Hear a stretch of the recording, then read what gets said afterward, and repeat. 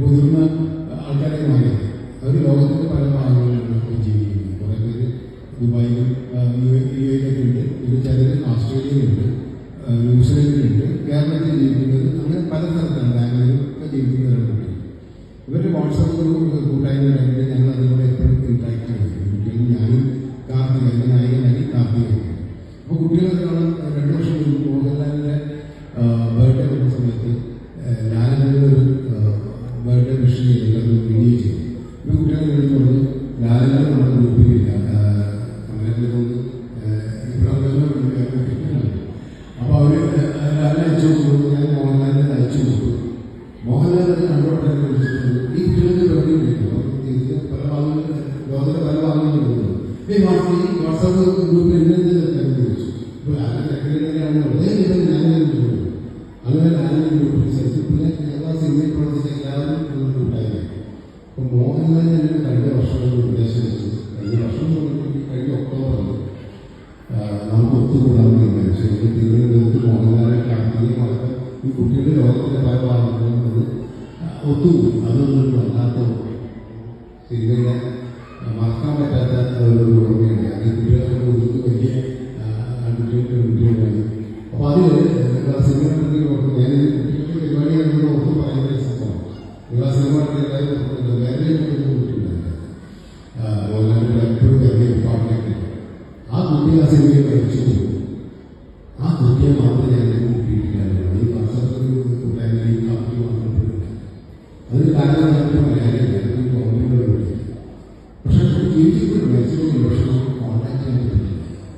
അവർ കാലങ്ങളുണ്ട് ഞങ്ങൾ പല രീതിയിൽ ആ സമയത്ത് ഈ മലയാളം പ്രോഗ്രാംസ് ഒക്കെ ഓൺലൈൻ വഴി ഇംഗ്ലീഷ് മലയാളത്തിലൊക്കെ അറിയിപ്പ് കൊടുത്തിട്ടും ഈ കുട്ടിയെ മാത്രം നമുക്ക് കണ്ടെത്തിയില്ല. അപ്പോൾ അതൊരു നഷ്ടമായിട്ട് തോന്നുന്നൊരു വലിയ ഇതുണ്ട്. അതുകൊണ്ട് ജീവിച്ചിട്ടുണ്ടെന്ന് അറിയാം.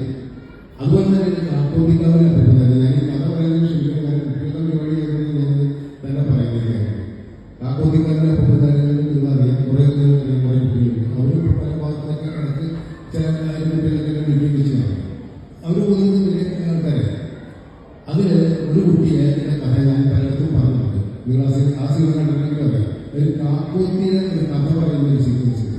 അതിൽ കാക്കോത്തിലെ കുട്ടി ഒരു കാക്കോത്തിലെ കഥ അവതരിപ്പിക്കുന്നത് കുട്ടികൾ തന്നെയാണ് അത് അവതരിപ്പിക്കുന്നത്. കാക്കോത്തിനുള്ള കോൺസെപ്റ്റ് അത് പിന്നെ ലാബിലേക്ക് ഇത് ചെയ്യുന്നത് അതൊരു മിത്താണ്. അപ്പോൾ അതിൻ്റെ കഥ പറയുന്നത് കുട്ടികളത് അവതരിപ്പിക്കും വിഷ്വലൈസ് ചെയ്യണമെങ്കിൽ ഞാൻ ഷൂട്ട് ചെയ്തു. അപ്പോൾ അതിൽ കാക്കോത്തിയായിട്ട് അഭിനയിക്കുന്ന ഒരു കുട്ടി. അപ്പോൾ ആദ്യം ഒരു കുട്ടിയെ കൊണ്ടുവന്ന് ആ കുട്ടി നമുക്ക് അഭിനയിപ്പിച്ചിട്ട് ചെയ്യാവുന്ന അങ്ങനെ ഞാനിത് ആരെങ്കിലും അഭിനയിപ്പിക്കുന്ന പല കുട്ടികളെയും നമ്മൾ ഈ പടത്തിൽ അഭിനയിക്കുന്ന കുട്ടികളെ നോക്കിയപ്പോൾ ആരും ചെയ്യാറില്ല. അപ്പോൾ ഒരു ദിവസം ഷൂട്ടിംഗ് നടക്കുന്നതിനിടയിൽ അതിൻ്റെ അടുത്തുള്ള സ്കൂളിൽ കുറേ കുട്ടികൾ ഷൂട്ടിംഗ് കാണാൻ വന്നു. അപ്പോൾ ഒരു കുട്ടി ഞാനൊരു ഷോട്ട് എൻ്റെ ബാക്കിൽ നിൽക്കുന്നത് ഒരുപാട് ആൾക്കാർ ഷൂട്ടിംഗ് കാണാൻ നോക്കുന്നുണ്ട്.